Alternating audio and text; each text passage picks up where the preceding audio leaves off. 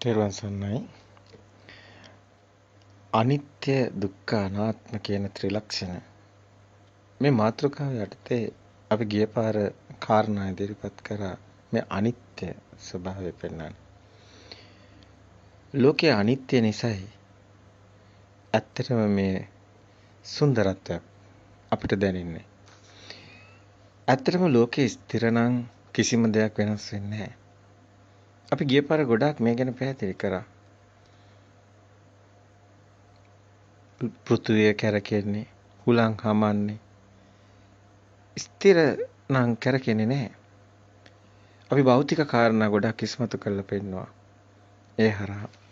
ඒ වගේම අපි පෙන්නවා මේ සිතේ ස්වභාවය. අනිත්‍ය ස්වභාවය. හිතින්ම හදාගෙන සිතින්ම හදාගත්ත රූප අපි බාහිරේ දකින්නේ. අපි බාහිරේ දකින්නේ අපේ හිතමයි. අපි හිතන්නේ අපිට බාහිර පේනවා කියලා. නමුත් අපි කවදාවත් අපිට බාහිර පේන්නේ නැහැ. අපි අපේ සිතුවිලි තමයි අපි මේ ඉන්නේ. අපිට පේනව නෙමෙයි අපි හිතනවා. ඔබ බාහිරේ දකින්නේ අඹගස්, ඔය ගෙවල්, මිනිස්සු, ඔය දකින්න හැම දෙයකටම නමක් තියෙනවා. ඔබට බාහිරේ ඇත්තටම ඔබ අරමුණක් තමයි එක මොහොතක දකින්නේ. ඔබ ඉස්සරහා යම් ඡායාවක් තියෙනවා කියලා බලන්න. ඔබ ওই ඡායාවේ පින්තූරයක් ඔබ හිතන්න දැන් කැමරාවෙන් ගන්න ෆොටෝ එකක් වගේ. දැන් ඔය පේන දේද ඇත්ත. ඔබ හිතුවොත් ඒකේ ඉහළ අග්‍රේ ඔබට පහළ පේන්නේ. අපි තුමු ඉහළ බැලුවොත් අපට අහස පේනවා කියලා. ඔබ හිතන දේ තමයි අහස. ආයි ඔබ පහළ ගැන හිතුවොත් පොළව. ඔබ හිතන දේ තමයි පේන්නේ. ඒ කියන්නේ සම්මුතියක්. අපි පේනවා කියලා හැමතිස්සෙම අල්ලගෙන තියෙන සම්මුතියක්. අපි නමක් නැති දෙයක් ඔබට පේනවා නම් පෙන්වන්න පුළුවන් නම් ඔය පේන හැම දෙයකටම නමක් තියෙනවා. ඒ ප්‍රඥප්ති සම්මුති හිතේ හැදෙන්නේ. අපි අර චිත්තානුපස්සනාවේදී මේ කාරණා හොඳින් පෙන්නවා. අපි අද කතා කරන්නේ අනාත්ම සංඥාව ගැන. අපි ගිය පාර ඒ කියන්නේ අනිච්චානුපස්සනාව වඩන ආකාරය කතා කරේ. ඇත්තටම අනිච්චානුපස්සනාව කියලා අද බොහෝ අය මේ අපි මේ වචනෙට පාවිච්චි කරත් ඒක ඇත්තටම නිවැරදි නෑ. අපි අනිත්‍ය තමයි කතා කරන්නේ. නමුත් ඒක අනිච්චානුපස්සනා භාවනාවක් වෙනවනම් ඒක අපි කතා කරන්නේ අර ශුන්්‍යතාවයේ තුලින්. ශුන්්‍යතාවයේ තුලයි මේ අනිච්චානුපස්සනාව තියෙන්නේ. විරාග විමෝචන චිත්තං වලට පස්සේනේ එන්නේ අර නිබ්බිදාන්ති විරාගාන්ති කියන තැනට. ඒ විමෝචන චිත්තං ඊට පස්සේ විමෝචන චිත්තං අසසිස්සාමි පසසිස්සාමි අනිච්චානුපස්සී අසසිස්සාමි පස්සේ ඊට පස්සේ විරාගානුපස්සී අසසාමි පස්සිසා. එතකොට මේ නිබ්බිදාන්ති විරාගාන්ති නිරෝධාන්ති පටිනිස්සග්ගාන්ති. ඒකම තමයි මේ භාවනාවේ පෙළ. ඒක ශුන්්‍යතාවය තුලයි තියෙන්නේ. ශුන්්‍යතාවය තුල කරන දෙයක් නැහැ. මේක වෙනවා. අපි ඒක පැහැදිලි කරා දර්ශන කොටසේදී. ඒ කොටස් ඔබට බලන්න පුළුවන්. ඒවා හොඳින් අපි ඉදිරිපත් කරා. ශුන්්‍යතාවය ඇතුලේ මේ ෂය වෙනවා. කෙලෙස් ෂය වෙනවා. ශීනාශ්‍රව රහතන් වහන්සේ බවට පත් වෙන්නේ පටිනිස්සග්ගානුපස්සී කියන විහරණය තුළින්. ඉතින් එතනට එන්න කලින් මේ අනිච්චානුපස්සනාව කලින් අපි අවබෝධඥානය තුළ තියෙන්න ඕනේ. අනිත්‍ය දුක්ඛ අනාත්ම කියන එක මේ අනිත්‍ය ස්වභාවය ගැන හොඳ අවබෝධයක් තියෙන්න ඕනේ. හැබැයි මෙතන තියෙන්නේ නිවනට යමුණක් නම් ඒක නිවනට ඒකාග්‍ර වෙන්න නම් නිවනට උපනිෂ්ක්‍රිය වෙන්න නම් ඒ තුළ තියෙන්න ඕනේ සිතින් මිදීමක්. මේ ක්ෂණිකව හටගන්න සිතේ අනිත්‍ය ස්වභාවය දැකින්න ඕනි. බාහිර භෞතික නෙමෙයි. ඔබ සිතෙන් මිදෙන මගයි නිවන් මග. එහෙමනම් මේ චිත්තේන නියති ලෝකේ සිතෙන්ම හැදෙන ලෝකේ බාහිර තියනවා කියලා අපි ගන්න ලෝකෙත් හිතේමයි හැදෙන්නේ. අපි ඇත්තටම දකින්න නෙමෙයි හිතනවා. අපි දැන් මේ දේශනා මාලාව මුල ඉඳන් ඔබ අහගෙන ගියොත් ඔබට ඒක හොඳටම දැනේ. මේ අපි මුලින්ම දේශනා කරන්නේ ඒ ටික. පේනවා නෙමෙයි හිතනවා. එතනින් තමයි අපි එන්නේ මේ දර්ශනය පැහැදිලි කරගෙන. ඊට පස්සේ අපි ශුන්‍යතාව වලට ක්‍රියාසිත වලට ආව ශුන්‍යතාව වලට ආව. දැන් එතනින් අපි ඇවිල්ලා තියෙනවා මේ අනිත්‍ය ගැන අපි ගිය පාරදේශනේ කතා කරා. හැබැයි මේ අනිත්‍ය අනිච්චානුපස්සනාව වැඩෙන්නේ ශුන්‍යතාවය තුලයි. නමුත් ඒක ශුන්‍යතාවය තුල වඩන එකක් නෙමෙයි. මේක හරි ගැඹුරුයි. මේ කියන එක. නමුත් මේක සිද්ධ වෙන්නේ ඔබ මීට කලින් තියෙන දර්ශන සමාපත්තියෙන් තියෙන එතනින් තමයි මෙතනට පන්නර එන්නේ. ඔබ නාම රූප පරිච්ඡේදයට ආවට පස්සේ ඔබ බාහිර රූපේ මිදිලා. දැන් ඔබ කියන්නේ මේ අනාගාමී මට්ටම මේ කියන්නේ. ඒ කියන්නේ ඔබ ඊට පස්සේ නාමිනුත් මිදිලා. ඔබ ඊට පස්සේ සිතුවිලි වලින් මිදිලා. ඔබ දැන් මොහොතට අවදි වෙලා. අපි දේශනා කීපයක් මොහොතට අවදි වීම ගැන කතා කරා. දැන් මොහොතට අවදි වීම කියන තැනේදී මේ හටගන්න සිත පමණයි. ඒ සිතත් පවතින්නේ නැහැ කියන තැනටයි එන්නේ. මේ සිතක් හටගත්ත නිරුද්ධ වෙනවා. ඊගා මොහොතේ තව සිතක් හටගත්ත නිරුද්ධ වෙනවා. දැන් මේ සිත හටගෙන තියෙන්නේ බලනකොට දැන් ඔබට එන්නේ ශබ්දයක්. එහෙම නැත්නම් රූපයක්. පාටක්, ගඳක්, වර්ණයක්. හැබැයි මේ තමයි සිත. දැන් මේකේ තියෙන්නේ පෙර මතකයක්. ඔබට දැන් මොකක් හරි දෙයක් දකින්නකොට ඔබ දකින්න දේ නම කියනවා. ඔබ කොහොමද එහෙම කියන්නේ? පෙර මතකයෙන්. ඒ පෙර මතකයෙන් තමයි සිතක් උපදින්නේ. ඒකයි පුරාණ විදම් බික්කවේ කම්මම් වදාමි. පුරාණේ තමයි අපි කන්නේ. ඔක දැන් සාමාන්‍යයෙන් සරල භාෂාවෙන් එහෙම අපි කියුවේ. නමුත් ඒක ගැඹුරින් බුදුන් වහන්සේ දේශනා කරනවා. හොඳින් පැහැදිලි කරනවා මේ මොහොතේ හටගන්න සිත පවා සත්‍යයක් නෙමෙයි. ඒක ඔබ බද්ධේකරත්න සූත්‍ර බුදු සමය තුළ අපි දකිනවා බද්ධේකරත්න සූත්‍ර තමයි ප්‍රසිද්ධ. දැන් ඔය කතා කරන්නේ තුන් සූත්‍රයනේ. අද සමාජය තුළ ඒක මහා ඒක නිවන් මාර්ගක් නෙමෙයිනේ. දැන් නිවන් මාර්ගක් නෙමෙයි කියන්න බෑ. ඒකත් වැදගත්. නමුත් බුදු සමය තුළ බද්ධේකරත්න සූත්‍ර කතා කරනවා කියන්නේ එතන තියෙන්නෙම ඇත්තටම නිවනමයි. ඒ කියන්නේ අතීතනාත්ව ගම්මීය නප්පටික්කංකේ අනාගත පච්චුප්පන්නංච යේ ධම්මා තතරාත්‍ර විපස්සති. මේ මොකද්ද කියන්නේ? අතීතයේ අවිද ගොසින් කිව්වා මේ තියෙන අතීතයක් නෙමෙයි. මේ දැන් මේ ෂනේ සිත. මේ දැන් මේ ෂනේ සිත හටගෙන නිරුද්ධ ඒක අතීත සිතක් වෙනවා. ඊගාව සිත මේ ෂනේම හට ගන්නවා. ඒතකොට ඒකත් අතීත සිතක් වෙනවා. අතීත ඒ හැමතිස්සෙම මේ සිත අතීත නාටකම ඒ සිත අතීතයට ගිහිලි ඉවරයි. ආයි තව සිත උපදිනවා. හැබැයි ඒකත් මේ මොහොතේ අනාගත සිතත් උපදින්නේ මේ ෂනේමයි. මේ ඊගාව සිත. දැන් මේක ඊගාව සිත. දැන් ඔබ දැන් එදිනෙදා කටයුතු කරනකොට හොඳට සිහියෙන් ඕනින් දකින්න පුළුවන් නම් මේක සිතක් ඉපදෙනවා නැති වෙනවා. ආයි ඊගාව සිත ඉපදෙනවා නැති වෙනවා. ඔබ මෙහෙම මෙනෙහි කරන්න. හරි සුන්දර කතාවක් එනවා එතකොට. දැන් සද්දයක් උපදිනවා. දැන් රූපයක් උපදිනවා. දැන් තද ගතියක් දැනෙනවා. උණුසුමක් දැනෙනවා. සීතලක් දැනෙනවා. මේ ඔක්කොම සිත්නේ. දැන් බඩකින්නක් දැනන සිතක්නේ. දැන් ආසාවක් ඇති වුණා සිතක්නේ. හැමදේම සිතක්මයි. එතකොට මේ සිතක් හටගෙන පවතින්නේ නැහෙනි. ඊගා මොහොතේ බලනකොට වෙන එකක් කල්පනා කරනවා. එතකොට ඒක මනෝද්වාරයෙන් එන වෙන සිතක්. අර පංචද්වාරයෙන් එන සිත් ගැන අවබෝධයක් තියෙන්න ඕනේ. මනෝද්වාරයෙන් එන සිත් ගැන අවබෝධයක් තියෙන්න ඕනේ. ඔබට මේ ස්ථානයේදී මේ සිත ගැනමයි කතා කරන්නේ. මේ අනිච්චානුපස්සී විහරණය කියන එක සිතින් දකින්න. සිත මේ මොහොතෙන් දකින්න වර්තමාන ෂණේ තියනවාද කියලා දකින්න උත්සාහ කරොත් ඒක හම්බ වෙන්නේ නැහැ. එතකොට ඔබ නිවන් දකිනවා. ඇත්ත කතාව ඔතනයි තියෙන්නේ. අපි මේ නිවන වටේ තමයි එහෙට මෙහෙට ඉන්නේ ඉත්ත මාරු කර කර. ඔතනම තමයි නිවන තියෙන්නේ. හැබැයි මේක තව ටිකක් අතුලාන්තයට බැසගෙන යන නුවණක් ඕනේ. මොකද ඒක මහා නුවණකටයි අසු වෙන්නේ. බුදුන් වහන්සේ උපමාවලින් මේක පෙන්නනවා. බුදුන් වහන්සේ කියනවා උදෑසන හිමිදිරි තනාග පිපි දිය බිඳේ දේ දුන්නක් දකින්න මහණෙනි එකම ඊටම අදාළ කෝණකින් බලන්න ඕනේ. අන්න ඒ වගේ මේක ඊටම අදාළ කෝණකින් බැලුවොත් විතරයි මේ සත්‍ය හෙළි වෙන්නේ. මේ සිතේ පරම සත්‍යයක් තියෙනවා. ඒ පරම සත්‍ය අවබෝධ වුණාම තමයි ඔබ සිතින් මිදෙන්නේ. ඉදයින් ඒ මිදුණෙන් පස්සේ ඔබ මේ සිතට නැවත ඇලෙන්නේ නැහැ. විරාගානුපස්සනාවට ඔබ සිත ගලනවා. හැබැයි ගලන්නේ සත්‍ය දැක්කොත් තමයි අනිච්චානුපස්සනාව આવොත් තමයි. ඒතර අනිච්චානුපස්සනාවේ වටිනාකම දකින්න ඕනි. අනිච්චානුපස්සනාව මේ මොහොතේ වඩන එකක් නෙමෙයි. මේ මොහොතේ ඔබ ප්‍රතිපදාව තුල ඉන්න වෙලාව. ප්‍රතිපදාවේදී ඔබ ප්‍රතිපදාවට බැස්සට පස්සේ ඔබ දැන් සිත දකින්නකොට සිත දකින්න මිදෙන ඒ මොහොතට දියුණු වෙලා ඉන්නකොට ඔබ ඒවා කලින් ගොඩක් ඔබ කලින් පුහුණු කරලා තියෙන්න ඕනි. අර වීර්ය අර සතර සම්ප්‍රදාන වීර්යයේදී ඔබ ඒ දර්ශනයේදී කරන්නේ.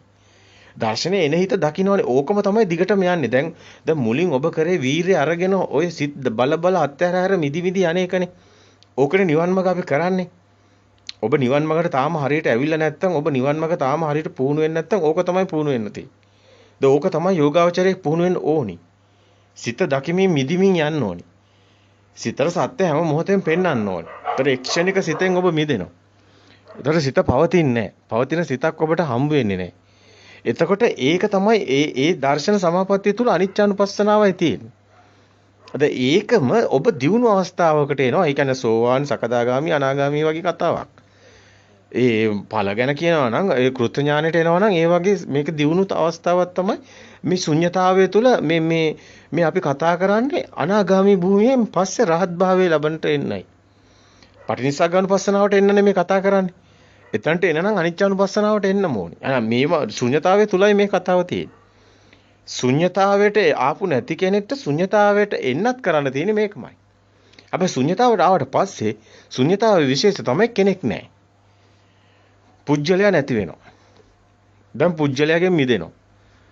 පුජ්‍යලයා නැහැ. නමුත් ඥානයක් තියෙනවා ඔබට දැනෙනවා.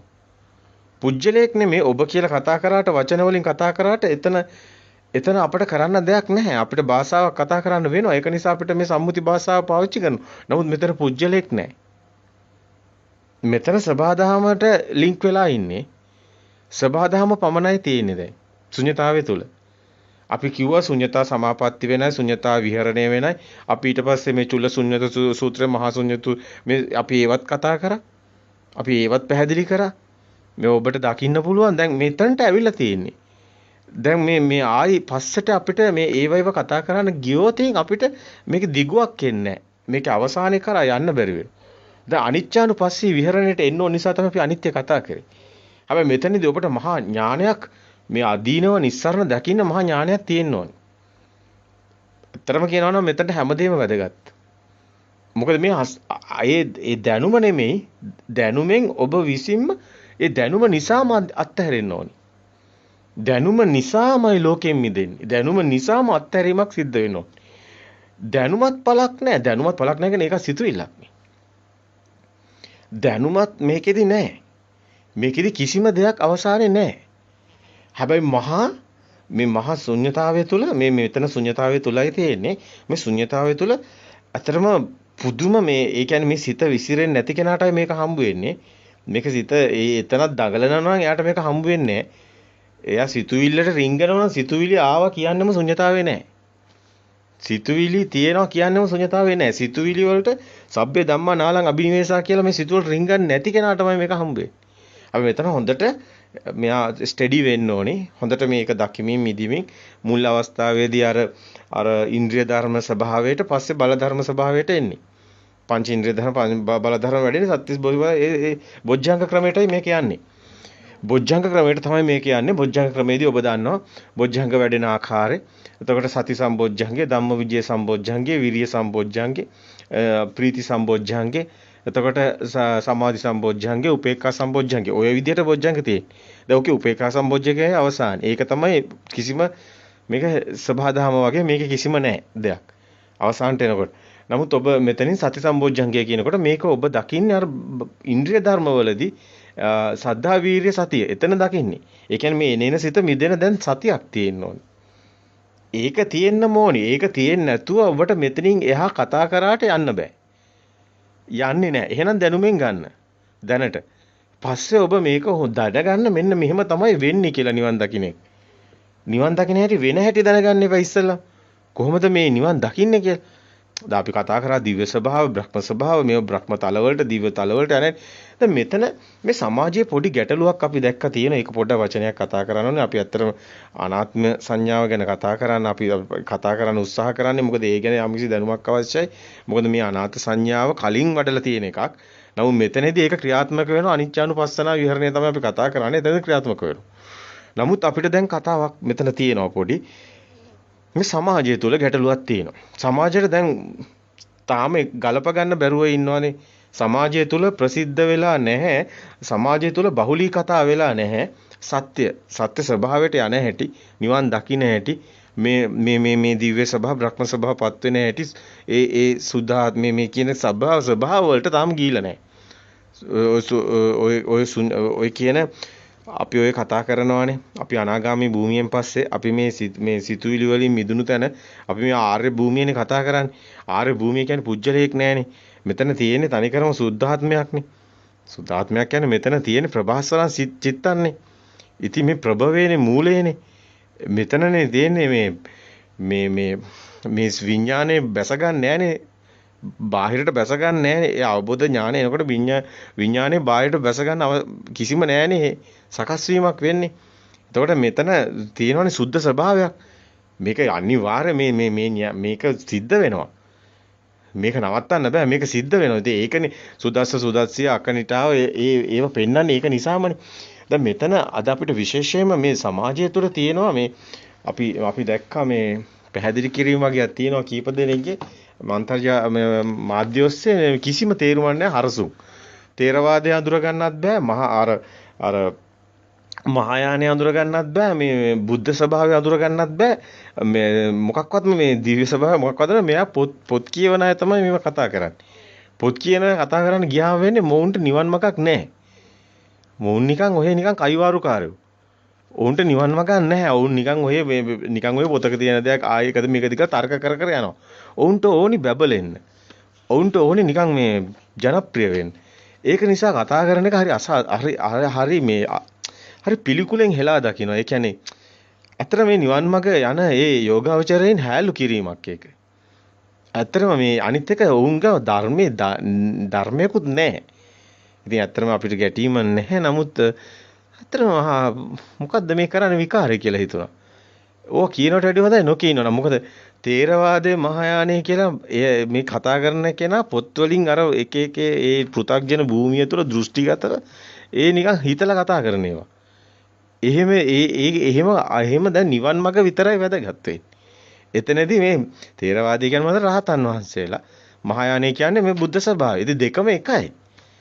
මොහතට අවදි වීම තුළ ඒ චිත්තක්ෂණේ තමයි බුද්ධක්ෂණේ. ඔය බුද්ධ කියලා මේ රූපයක් අල්ලගෙන තමයි අර මේ මහා බොළඳ අප හිතන් ඉන්නේ මහා පඬිවරු කියලා. ඒ වුණාට මහා බොළඳ ඇත්තටම කියනවා පුස්සක්. මුකුත්ම දන්නේ නැති බව තමයි පෙන්වන්නේ.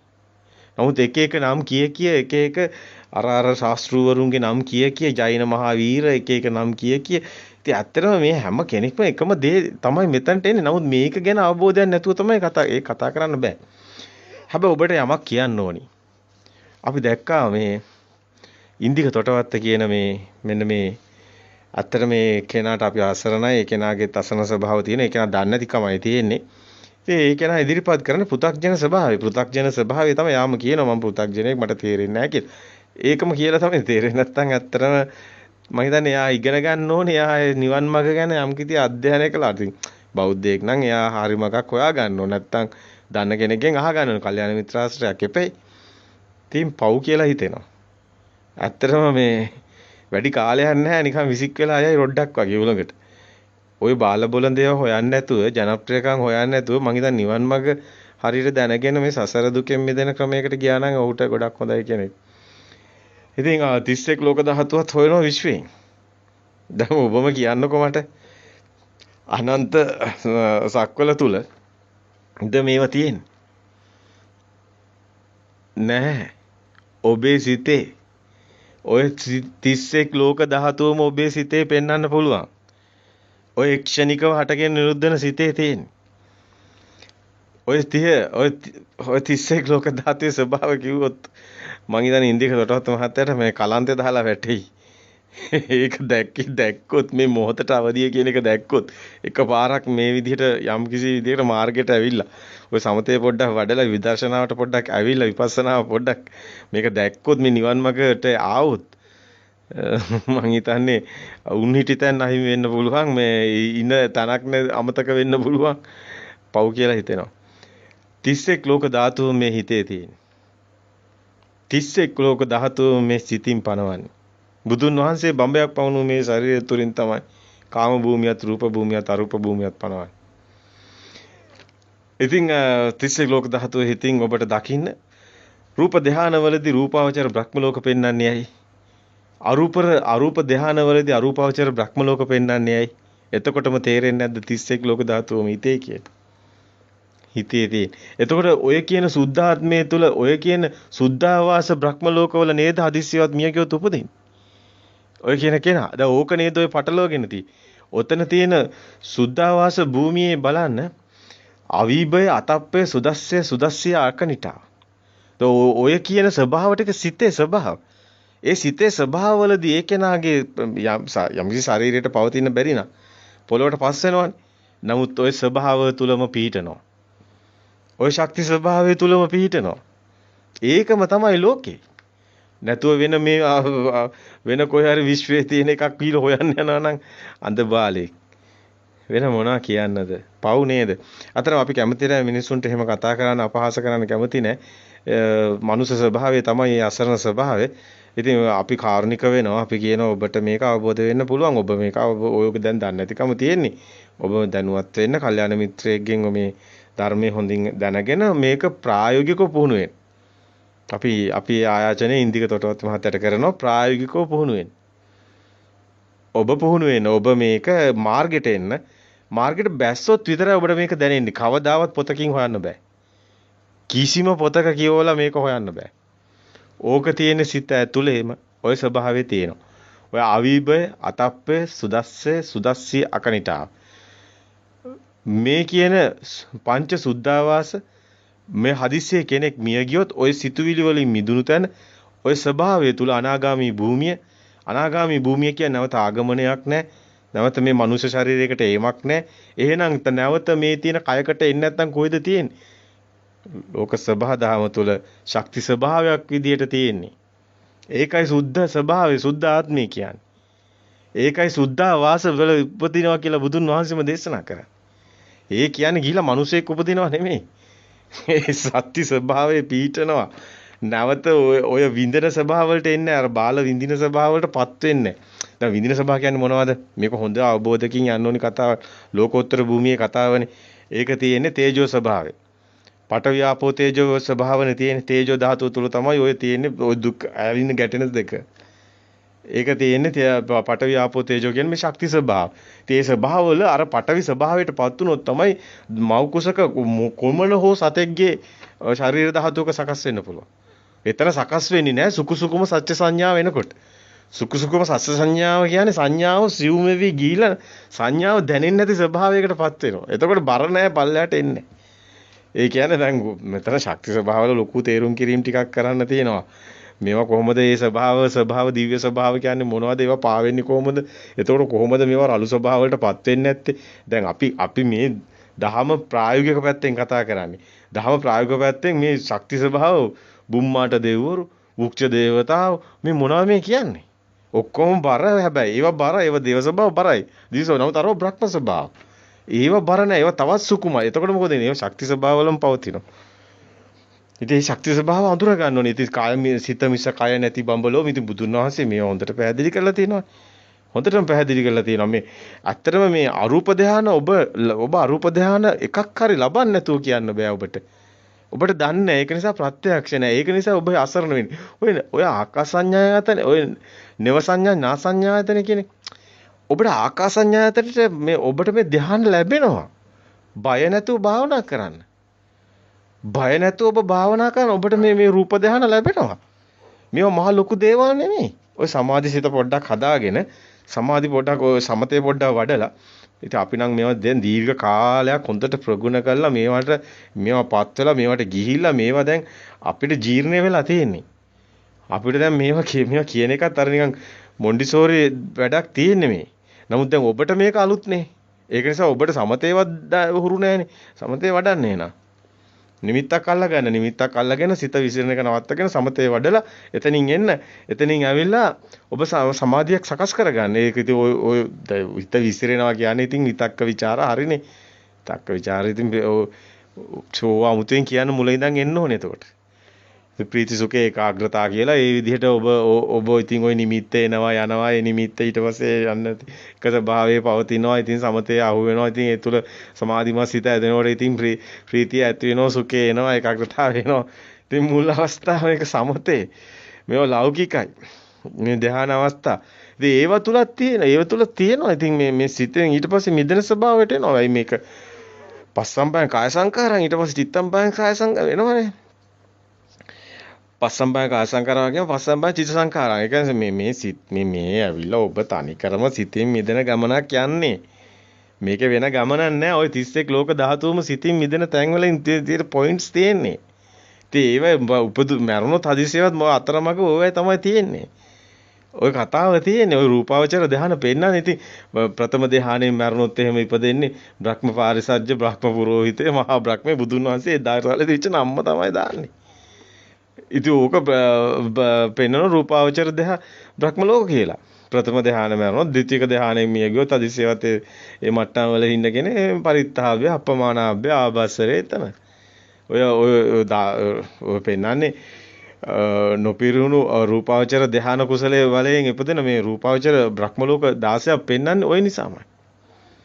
ওই නිසාම තමයි මේ බ්‍රහ්ම ලෝකෙට පෙන්වන්නේ. දිව්‍ය ස්වභාව ටිකත් එතනමයි. දිව්‍ය ස්වභාව ටික තියෙන ඊට මෙහා පල්ලෙහා.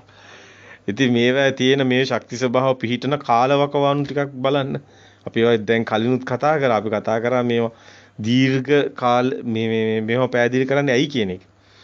අපි ඒව වෙනම ආයිමත් එක අවස්ථාවකදී මේ ටික ඔක්කොම කතා කරමු. දැනට අපි සරලව මෙහෙම කතා කරමු. මේ ද්විතීක ධ්‍යානෙන් එතකොට මේ ඔය පරිත්තාභය, අපමානාභය, ආභස්සරේ වගේම ද්විතීක ධ්‍යානෙන් පරිත්ත සුභය, අපමාන සුභය, සුභ කින්නකේ.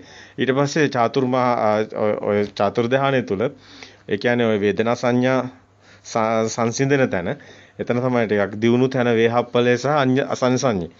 අසන සංඤේ කියන තැන බ්‍රහ්ම ස්වභාවයේ දීර්ඝ කාලීන ආයුෂ තියෙන තැන් මේවා.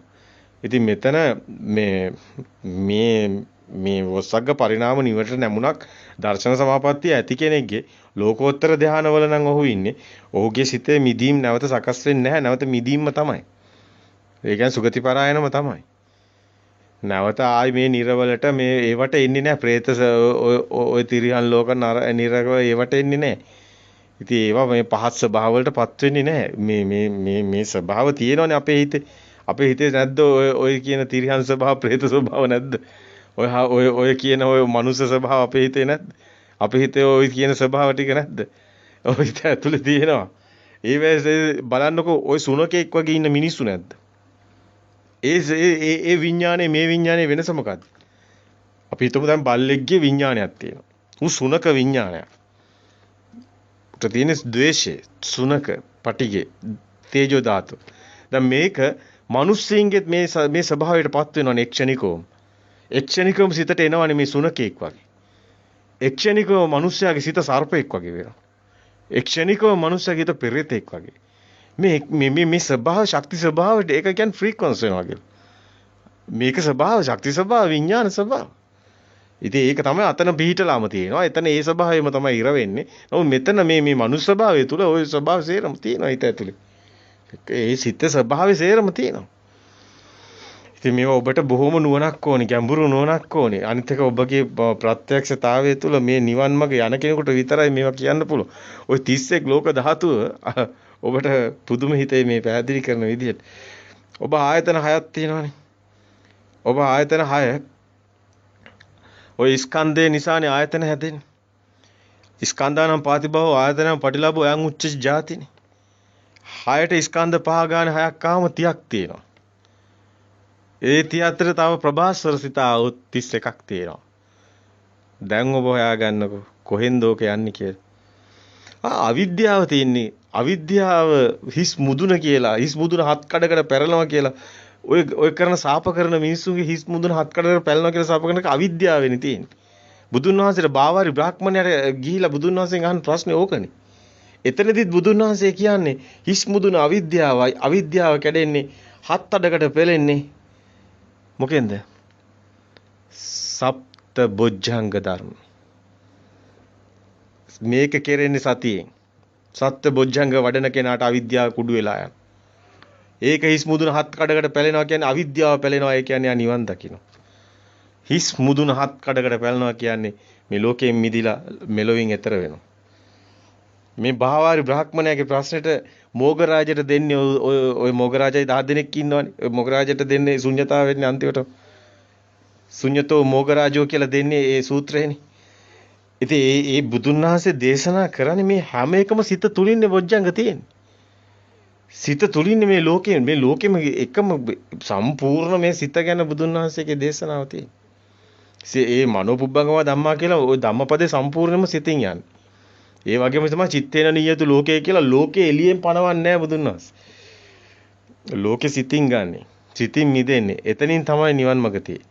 එතනින් තමයි මේ සේරම තියෙන්නේ. ඔතනින් තමයි මේ දොරටුව තියෙන්නේ. මේ අධ්‍යාත්මික පැත්තේ ලෝතුරු සුවේ තියෙන පැත්තේ දොරටුව තියෙන්නේ මේ චිත්ත ස්වභාවයෙන් මිදෙන තැන.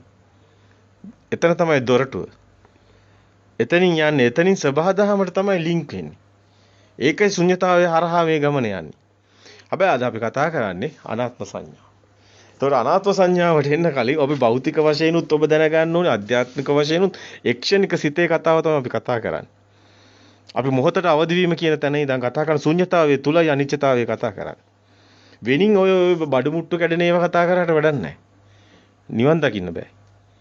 නිවන් දකින්න පුළුවන් ඉන්නේ ඔබ මේ මොහොතේ මේ දැන් මේ සිත දකින්න ඕනේ. ඒ සිතේ මිදෙන තැන නිවන තියෙනවා. ඒක බුද්ධක්ෂණය කියන්නේ එතන තමයි. දැන් මේතන බුද්ධක්ෂණය කියන්නේ බුද්ධ ස්වභාවය කියන්නේ මෙතන මේ තුල මේක අපි ටිකක් තව කතා කරන්න ඕනි තැනක්. අපි කලින් කතා කරලා තියෙන ශුන්‍යතාවය තුල ශුන්‍යත විහරණයේදී කතා කරා. මෙතනදී ඒ සිතට මේ සිත ඉපද නිරුද්ධ වෙලා ඊගාව සිතත් ඉපද නිරුද්ධ වෙන මෙතන කිසිම දෙයක් මෙතන නැහැනේ. පච්චුප්පන්නන්ත මේ తත්‍ර අත්‍ර විපස්සති කියලා ගන්න මේ මොහොතේ මේ ඇති වෙන නැති වෙන ස්වභාවය තුල කිසිවක්ම නැහැනේ. ඔය අනිදස්සන විඥානේනේ කතා කරන්නේ. විඥානං අනිදස්සනං අනන්තං සබ්බතෝපම එත්ත ආපෝච පඨවි තේජෝ වායෝ නගහරති කියලා මේ කතා කරන්නේ එකම කතාවනේ. මේ ලෝකයක්වත් හම්බ වෙන්නේ නැහැනේ ওই මිදෙන තැන. ওই මිදෙන තැන ඔතනන බුද්ධක්ෂණයේ තියෙන්නේ. ඒ බුද්ධ ස්වභාවය කියන්නේ මේ ශුන්‍යතාවයට එහා ගිය කතාවක් තියෙනවා. ශුන්‍යතාවයම නෙමෙයි. ශුන්‍යතාවය කිව්වොත් හිස්නේ. ඒ වචනේ තේරුම හිස්. නමුත් මෙතන හිස් නෙමෙයි තියෙන්නේ. මෙතන මේ ශුන්‍යතාවය තුළ මේ මොහොතේ මේ සිතේ මිදෙනවා. මේ හට ගන්න සිතේ මිදෙනවා කියන්නේ මේ දැන් ඔබට ශබ්ද සිතක් ඇති වෙනවා. අපි උදාහරණයක් ගත්තොත් මේක හොඳටම පේනවා. ශබ්ද සිතක් ඇති වෙනකම් ශබ්දයක් එනවා. දැන් ඕක ඇහෙනවා. ඕක දැන් සිතක්. දැන් එතකොට ওই සිතේ ප්‍රඥාප්තිය පැනවුවොත් ඒ සිතෙන් දෙයක් හැදෙනවා. එහෙම වුණොත් ඒක බාහිරින් හොයනවා. ඔය බාහිරින් හොයන්නේ නැති වෙන්නේ මේ සිතේ සත්‍ය දකින්නවනේ. සත්‍ය දකින්නකොට ඒක හිතේම හටගෙන හිතෙන්ම නිරුද්ධ වෙන බාහිරට තියෙන එක නෙමෙයිනේ හිතේනේ හැදෙන්නේ. ඒක බාහිරට අයිතිත් නැහැනේ. හිතින්ම නිරුද්ධ වෙනවනේ. ඒතකොට ඒක සත්‍යයක් නෙමෙයිනේ. සත්‍ය නෙමෙයි කියන එක දකින්න අනිමිත්ත සමාධිය කියලා ගන්න. ඔක දකින්නේ සමාධියෙන්. එනේන සිත ওই විදිහට දකින්නවනේ. දකින්නකොට ඔකට ඇලෙන්නේ නැහැනේ. ඔය සිතේ සිතක් නැති වෙන්නේ නැහැනේ. සිතක් නැති වුණොත් හිස්. සිතක් නැති වෙන්නේ නැහැ නෙමේ. සිත අවබෝධඥාණයෙන් මිදෙනවා.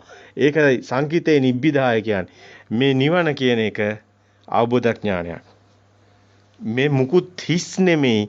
මේක අවබෝධයෙන් ශුන්‍ය ස්වභාවයකටපත් වෙනවා. මේ සිත අවබෝධය තුලින් ශුන්‍ය වෙනවා. ශුන්‍ය ස්වභාවයකට. ඒ කියන්නේ වටිනාකමක් නැති වෙනවා. කිසිම අගයක් නැති වෙනවා. ලෝකයක් මුකුත් හම්බ වෙන්නේ නැති වෙනවා. පාටක්, වර්ණයක්, ගඳක්, රසක්, සුවඳක් විඳීමක් නැති වෙනවා. විඳීමක් නැති වෙනවා. අන්න ඒකයි හරි. දැන් රස සංවේදී රස රාගන පටිසංවේදී කියන තැනට එන.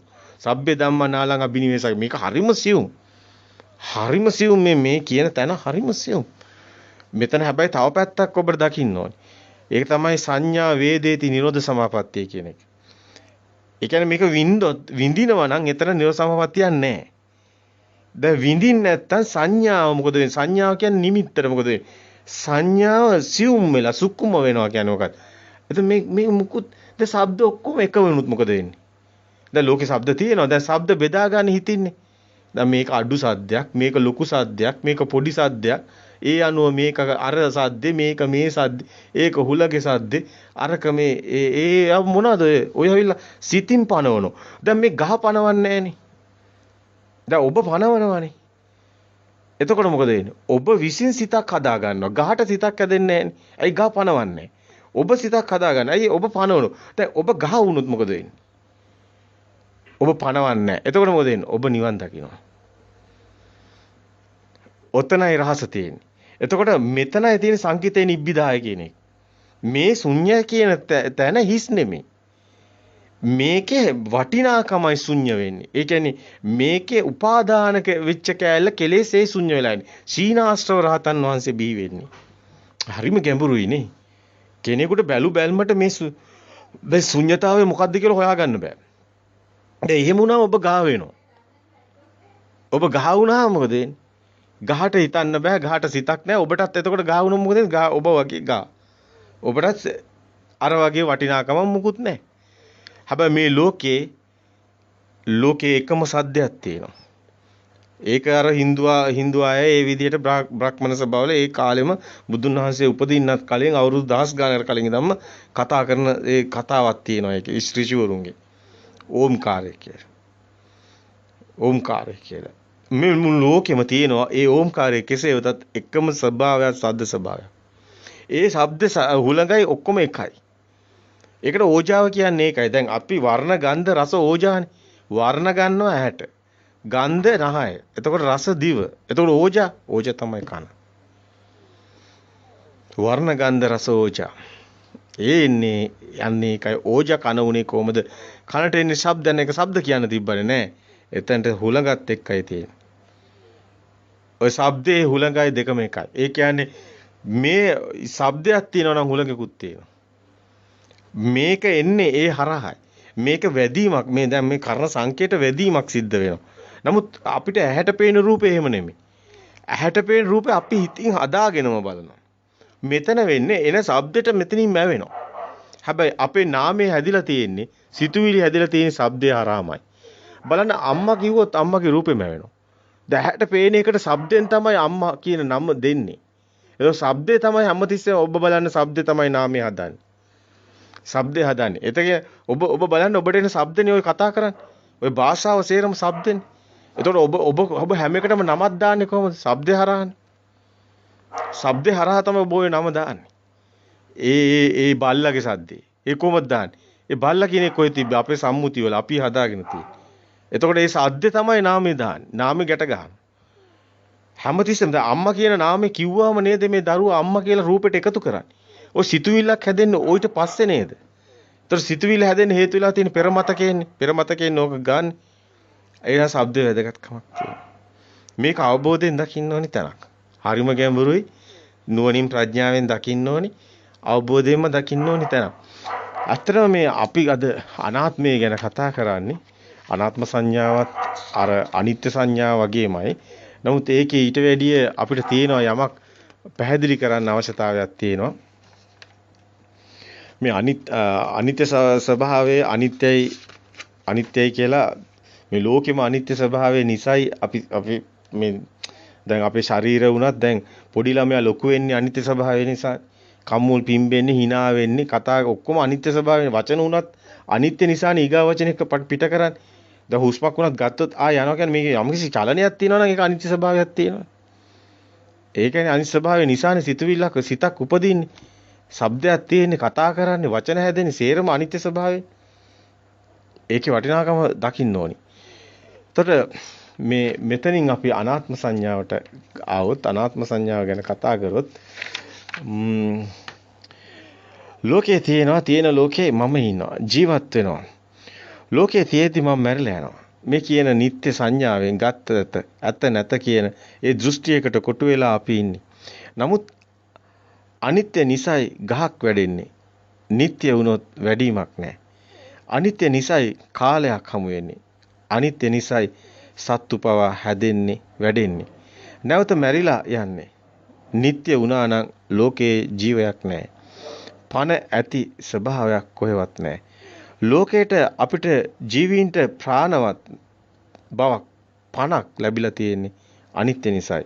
මලකඳට පණ නැහැ වගේ නැත්තම් අපිටත් පණ නැහැ. අපිට පණ තියෙන්නේ මෙන්න මේ අනිත්‍ය ස්වභාවය නිසාමයි. ඒකයි අපි කලිනුත් කිව්වේ ඉර පායන්නේ බහින්නේ ලෝකේ කැරකෙන්නේ අපි කතා කරන්නේ පෙර ගිය පාර අපි මේවා ගොඩාක් කතා කරා. අපි වැඩ කරන්නේ ලෝකේ ක්‍රියාවලියට අනිත්‍ය ස්වභාවය නිසාමයි ඒ කියන්නේ රැඳලා තියෙන්නේ. සිතක් අනිත්‍යයි,